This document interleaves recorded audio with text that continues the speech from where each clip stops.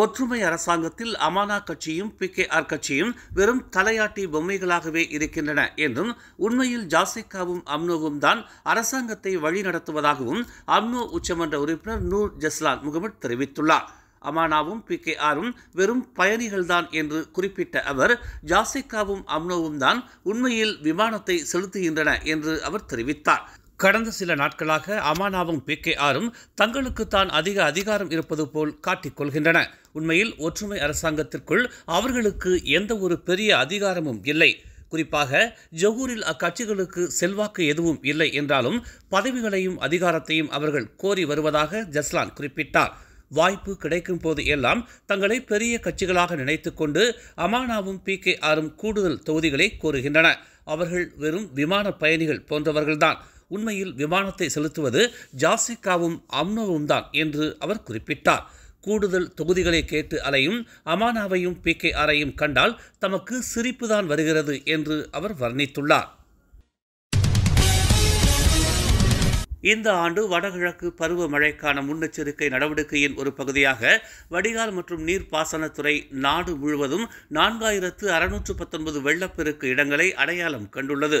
தேசிய பேரிடர் மேலாண்மை நிறுவனமான நட்மா, வானிலை ஆய்வு மையமான மெட் மலேசியா மற்றும் தேசிய வெள்ள முன்னறிவிப்பு எச்சரிக்கை மையம் மூலம் தொடர்ச்சியான வெள்ள கண்காணிப்பு மேற்கொள்ளப்படும் என்று துணை பிரதமர் டாக்டர் அமர் ஜாகிர் ஹமீடி தெரிவித்துள்ளார். 50 ஆண்டுகளுக்கு மேல் பழமையான அணைகளையும் குறிப்பாக பெரிய மற்றும் அதிக நீர் அளவை கொண்ட அணைகள் கண்காணிக்கப்படும் என்று அவர் கூறினார். தேசிய பேரிடர் மேலாண்மை குழுவின் தலைவருமான ஜாகிர், வெள்ளத்தால் பாதிக்கப்பட்ட 21,50,000 பேருக்கு இடமளிக்கக்கூடிய 8,481 தற்காலிக நிவாரண மையங்களும் அடையாளம் காணப்பட்டுள்ளதாகவும் அதே நேரத்தில் அடிப்படை வசதிகள் குறித்தும் உரிய கவனம் செலுத்தப்படும் என்றும் தெரிவித்தார். ஹலால் தொழில் மற்றும் இஸ்லாமிய நிதி போன்ற துறைகளில் இரு நாடுகளுக்கும் இடையே வர்த்தகம் தொடர்ந்து வளர்ச்சியடைந்து வருவதால் பாகிஸ்தானுடன் மேலும் ஒத்துழைக்க அதிக வாய்ப்புகள் இருப்பதாக பிரதமர் டதஸ்ரீ அன்வார் இப்ராஹிம் தெரிவித்துள்ளார். இரு நாடுகளுக்கும் இடையிலான தற்போதைய வருடாந்திர வர்த்தக அளவு கிட்டத்தட்ட $2 பில்லியன் என்று குறிப்பிட்ட அவர், இது செம்பனை எண்ணெய் மற்றும் ஜவுளி போன்ற முக்கிய தொழில்களால் இயக்கப்படுகிறது என்றும் இது பாராட்டத்தக்கது என்றும் அவர் கூறினார். பாகிஸ்தானுக்கு 3 நாள் அரசுமுறை பயணமாக சென்றிருக்கும் அன்வார், இரு நாடுகளும் புதுமையான நிதி கருவிகளில் தடம் பதிக்க முடியும் என்று தெரிவித்துள்ளார். மத்திய கிழக்கில் போர் பதற்றம் அதிகரித்துக் கொண்டிருக்கும் வேளையில் 3 மாநகர்களின் வான்வெளியில் பறக்க வேண்டாம் என்று விமான நிறுவனங்களுக்கு மலேசிய வான் போக்குவரத்து வாரியம் அறிவுறுத்தியுள்ளது. ஈரானின் தெஹ்ரான், லெபனானின் பெய்ரூட், இஸ்ரேலின் டெல் அவீவ் ஆகிய நகரங்களில் போர் நடவடிக்கைகள் உச்சக்கட்டத்தை அடைந்துள்ளன.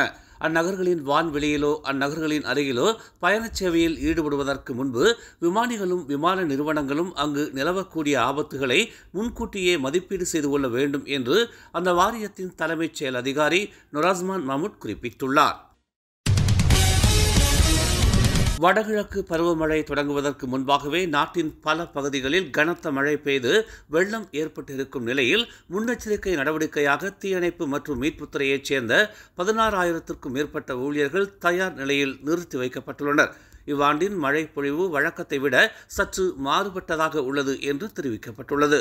கெடாவிலும் இதர பல பகுதிகளிலும் முன்கூட்டியே பெய்து வரும் மழையினால் வெள்ளம் ஏற்பட தொடங்கியுள்ளது குறிப்பிடத்தக்கது. 9 மாநிலங்களில் இன்று வெள்ளிக்கிழமை நள்ளிரவு 1 மணி வரை இடியுடன் கூடிய கனமழை தொடரும் என்று மலேசிய வானிலை ஆய்வு மையமான மெட் மலேசியா தெரிவித்துள்ளது. மேலும் பெர்லிஸ், கடா, பினாங்கு மற்றும் பேரா ஆகிய பகுதிகளில் அதிக கனமழை பெய்யும் என்று எதிர்பார்க்கப்படுகிறது. பருவமழையின் நிலை மாற்றம் செப்டம்பர் 24ஆம் தேதி முதல் நவம்பர் தொடக்கம் வரை தொடரும் என்று மெட் மலேசியா முன்பு அறிவித்தது குறிப்பிடத்தக்கது. மேலும் செய்திகளை தெரிந்து கொள்ள தமிழ் மலர் நாளிதழை பாருங்கள். உடனுக்குடன் செய்திகளை தெரிந்து கொள்ள தமிழ் மலர் இணையதளம், தமிழ் மலர் செயலி மற்றும் மலர் டிவி யூடியூப் சேனலை வலம் வாருங்கள். எங்களோடு இணைந்திருக்க மலர் டிவியை பதிவு செய்து கொள்ளுங்கள். உறவுகள் மகிழ்ந்திட விருப்பம் மற்றும் பகிர்வு சேவையை சொடுக்கிடுங்கள்.